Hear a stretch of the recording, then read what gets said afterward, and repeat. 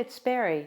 Welcome back to my channel. Today we're back to a video on planner hacks. I've got 7 planner hacks for you, and some of them involve the Cloth and Paper January subscription box and some involve CP Petite.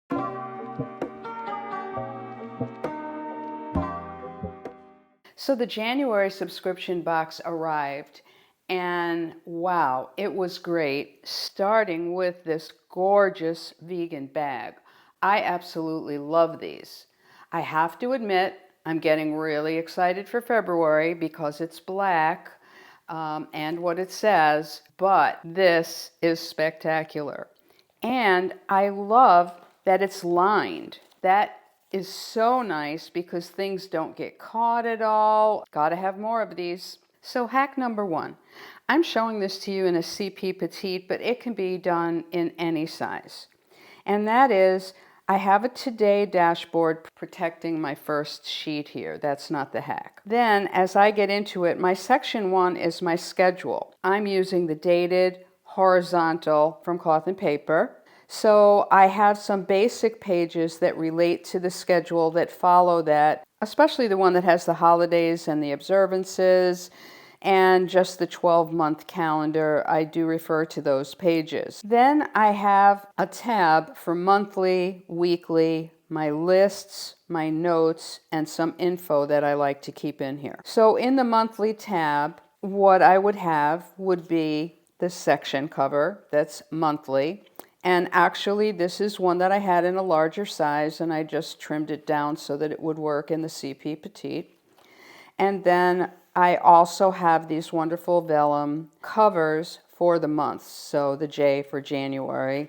And then I have the beginning of the month stuff. But I don't really want to flip through all those pages when I want to go back and forth between my current monthly and my current weekly. So looking at the weekly here, if I want to get to my current one, I use a page marker. And these page markers, unfortunately, the CP Petite is out of stock right now, but if you put your email address, they will email you. So all I do is I use a label at the top for weekly, and I have this one on my current week, so I can flip to it. And obviously this can go back and forth, but I can still see through it. I don't place stickers on these because it's something I keep open on my desk while I'm working. And I do the same thing to get to my monthly page. I don't use my monthly page for scheduled items. I track some statistics, so it's a page I need to get to every day. Hack number 2. So we got some really great icon stickers and Bujo stickers, which will all work the same way in the January box, and that was great. So in addition to the Bujo, we had travel stickers, and what these had in it were transportation and destination icons. I've collected some additional icons for meal planning, hustle, and physical wellness, and I'm hoping we'll keep getting more of these because they're really wonderful. So obviously you can use these in your spread, and that is what a lot of people do, but there's lots of other uses for these. So if you use a spotlight page flag, you can use an icon sticker right in the circle, and it can be something that relates to the page that you're using. And if you put it in your planner, it helps you get to a specific page. And if you're not as familiar with these spotlight stickers, they're clear here, so they're not going to show at all. And then you've got the dots, and obviously we've got lots of different types of page flags that we've been receiving in sub boxes and have been on the site, and I have a massive collection and I love them. I think they're so useful. You do want to get one of the uni pin pens to write on these so that they don't smear. Same with all the transparent materials. The sticky notes, stickers, page flags that are transparent. Hack 3. We got a great journal card called Icon Key in the January sub box. And here are the hacks for how I set mine up. So what I did was I picked out an icon, and those go down the left, and then what my key is to it. Since this may change and it's very easy to take these icon stickers off, I wanted to do something on the key side that I could also change without writing directly on this. So here's how I did this. I took a spotlight page flag, I put it on the line in between, then I just trimmed the dot and then I cut in between so that I had two labels for each page flag. And obviously that way I can change things up. I did think about using a label on the spotlight page flag, and I may do that in the future, but for right now, I'm pretty happy with how this turned out. A lot of us picked up the CEO folders in the past and definitely during the Black Friday sale. And I had been looking for the perfect way to store these, and I've tried a few different methods, and I showed one in a recent video in November, and one of my wonderful viewers had found the perfect acrylic container for these, and I want to thank her for that. And I ordered them, and they are just perfection. So let me show you. So this is what it looks like. It's very compact. You've got a way to hold it on both sides so that you can move it around with you.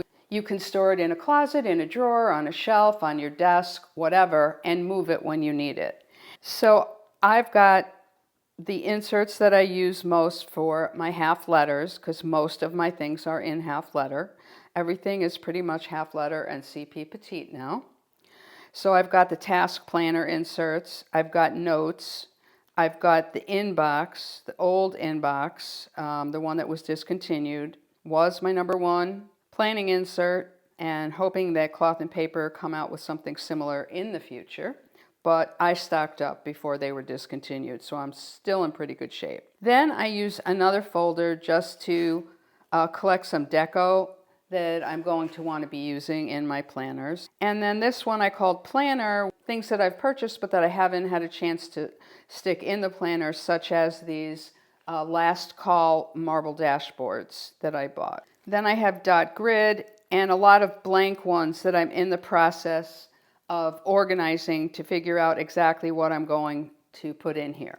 But anyway, these came from Walmart, very reasonably priced. You get two in a package. I haven't decided what I'm going to use the other one for yet, but it is really, really sweet. It's 10¼ inches wide by 6 inches tall by 3¾ inches deep. I also considered using this as a storage area for some specific use planners that I have.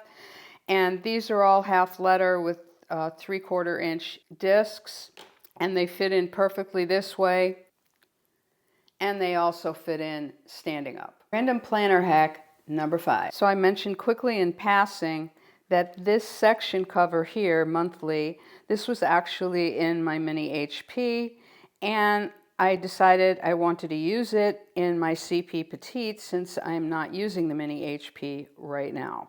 So all I did was trim it down, and I did the same thing for the weekly ones. So this is something that I had used in my planner before when I was using mini HP for my schedule, and I just trimmed it down so that I could use it in the CP Petite.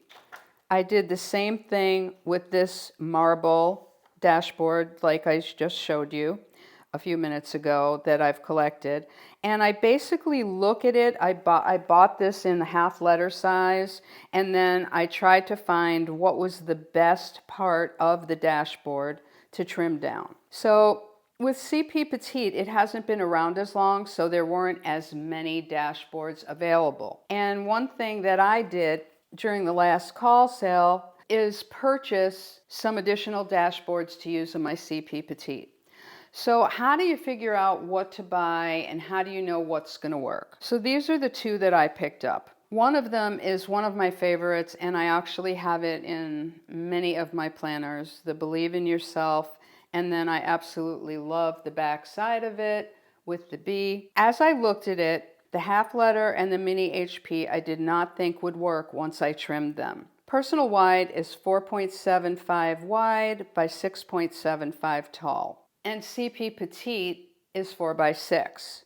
So I thought I'd have enough room to trim out the holes from the rings and still use this. And I'm about to cut these this afternoon, but here's a regular CP Petite, and then here's how it's going to come out, because I'm going to trim that, and then I'm still going to have some clear area here and a little bit on this side. And on the back, it's going to be just fine. you'll see it in an upcoming planner. This one, the Christian Dior one, which has that nice velvety finish, I also have this in many planners. When I get something and I like it, I tend to want to see it a lot. So I thought this one would work well buying a mini HP because I could still use the holes and then just trim it. And trim here and trim here. So here's how that's going to look. And so I'll be basically trimming off this area, and it will be just perfect. So I think we were all really excited to get this monthly reflection card in our January box. And you do need to take off the protective cover on the front of it. So I decided that I was going to place this in my planner where I could see it, the bucket list. But then I had this idea about the monthly reflection envelope. I decided what I wanted to do with the monthly reflection envelope is to have a little area where I could write down some personal goals that I didn't want sticking out when I flipped through my planner, but that I could get to. And I loved the look of this envelope. Well, what I figured out is, you know, these wonderful little tiny pads that Cloth and Paper has? I collected a bunch of these. My favorite, of course, is the memo one because it's dot grid. And I think I'm on my third one already. So what I found out is that that paper fits in this envelope really well, moves in and out really well. The only thing I had to do was trim a little off the bottom so that it would work. So on here, I'm going to have some personal goals and monthly reflection items that I want to look at. And here's where I'm looking to put this. I found a few places where I think it works really well. In an heirloom folio, the pocket size works perfectly to put this in. And then you can have monthly reflection just like that. And in my Louis Vuitton, I found a great spot. So in the back of the planner, this slips right in here. So that location works really well in the back of a Louis Vuitton planner so that you can get it in and out even if you have other cards there. Now I showed you this dashboard before that I'm going to be cutting down to fit in my CP Petite. It's not the half letter size. I showed this to you before in a personal wide size. And why I love having this in the back of the planner is I love the message. I love the look of this for the last page in the planner. And one hack that I have shown you many times before, I use a sheet of acetate. I use it in the front and I use it in the back to protect the dashboards so that they last longer. These are very thin sheets and you can just trim them to the right size and punch them. I'm going to link the one that I'm using. And random planner hack number 7, I'm using the document pocket, and it's just a clear pocket, top loading. And this is where I've placed my icon key so that I can easily get to it. And I've got my bucket list in there too. And this also serves to protect this dashboard. So these come in various sizes. I think it was only like $3. It's just a very useful item. I'd love to know if any of these hacks resonated with you.